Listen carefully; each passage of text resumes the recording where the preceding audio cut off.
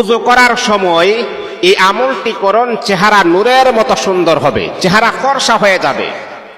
উযুর পানি হাতে নিয়ে দোয়াটি আপনি 3 বার পরে তারপর আপনি মুখের মাঝে দিয়ে মুখটাকে পরিষ্কার করে ফেলবেন, মুখটাকে ধৌত করে ফেলবেন। দেখবেন আল্লাহ পাক রব্বুল আলামিন আপনার চেহারা একটা পরিবর্তন চলে আসবে। আপনি কোনো ক্রিম ইউজ করতে হবে না, কোনো হারবালের সাথে যোগাযোগ করা লাগবে না। আমরা তো আমাদের চেহারাটাকে সুন্দর করার জন্য কত রকমের ক্রিম আমরা ইউজ করি। মা বোনদেরকে আমি বলি যে রাত্রে যে আপনারা নাইট ক্রিম যে ব্যবহার করেন, এটা যে স্কিনের জন্য কত বড় ক্ষতিকারক আপনারা কখনো জানেন না। এই যে নাইট ক্রিম ব্যবহার করে অনেক নারী আছে, তারা ফর্সা হওয়ার চেষ্টা করে। আপনি জানেন এটা যে কত বড় ক্ষতিকারক? মেডিলিস্টের একজন মেডিকেল সায়েন্সের একজন ডাক্তার তিনি বলেছেন যে মানুষ যে নাইট ক্রিম যে তারা ব্যবহার করতেছেন, যে সমস্ত নারী পুরুষেরা নাইট ক্রিম ব্যবহার করে সুন্দর হওয়ার ফিকিরে আছেন, আপনার চেহারার মাঝে স্কিনের মাঝে ক্যান্সার হওয়ার সম্ভাবনা রয়েছে। এটা 60% সম্ভাবনা রয়েছে, আপনার স্কিনে ক্যান্সার হওয়ার সম্ভাবনা রয়েছে, এই যে আপনি যে নাইট ক্রিম ব্যবহার করতেছেন। এই জন্য আমি আপনাদের কাছে আকুল আবেদন থাকবে, দৃষ্টি আকর্ষণ থাকবে, সেই ক্রিম ইউজ না করে আপনারা এগুলা ইউজ না করে কোরআন সুন্নাহর ফর্মুলা মোতাবেক আপনারা আসেন, দেখবেন আপনার চেহারা নূরের মতো সুন্দর হয়ে যাবে, চেহারা ফর্সা হয়ে যাবে। এই আমার যুবক ভাইয়েরা, ও আমার যুবক ভাইয়েরা, যদি ইসলামের দৃষ্টিতে যদি আপনি আপনার চেহারাকে ফর্সা বানাতে চান, চেহারার মধ্যে মেস্তা রয়েছে, কালো কালো দাগ রয়েছে, সেটাকে আপনি কিভাবে দূর করবেন?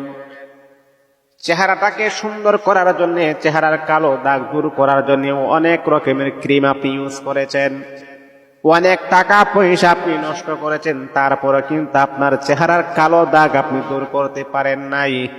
ও মা, ও বোন, আমার যুবক ভাইয়ের, আপনাদেরকে আমি একটা আমলের কথা বলে দিব। এই আমলটা যদি আপনি করতে পারেন, আল্লাহ পাক রব্বুল আলামিন 14 দিনের ভিতরে আপনার চেহারার ভিতরে পরিবর্তন চলে আসবে। কি আমল করবেন? কি আমল করবেন?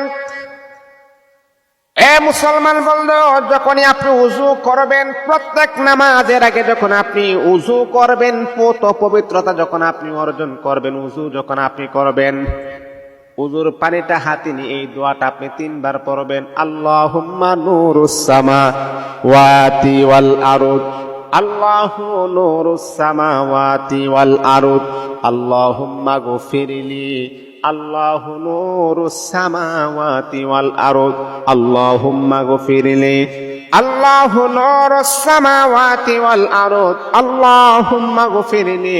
এই দোয়াটা আপনি 3 বার পরে পানির মাঝে ফু দিয়ে আবার মুখটাকে আপনি ধুয়ে ফেলবেন। এমন করে যখন আপনি 14 দিন যখন এই আমলটার সহকারে যখন আপনি ব্যবহার করবেন, আল্লাহ পাক রব্বুল আলামিন আপনার চেহারাটাকে নূরের মতো সুন্দর বানায়া দিবে। এই যে চেহারার কালো কালো দাগ, সেটা দূর হয়ে যাবে।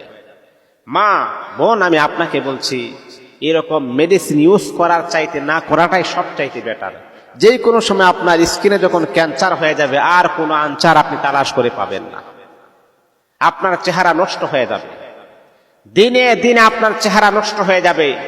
আর এই মেডিসিন যে ইউজ করেছেন, এই মেডিসিন আপনাকে টেনে টেনে কবরে পর্যন্ত নিয়ে যাবে আপনাকে।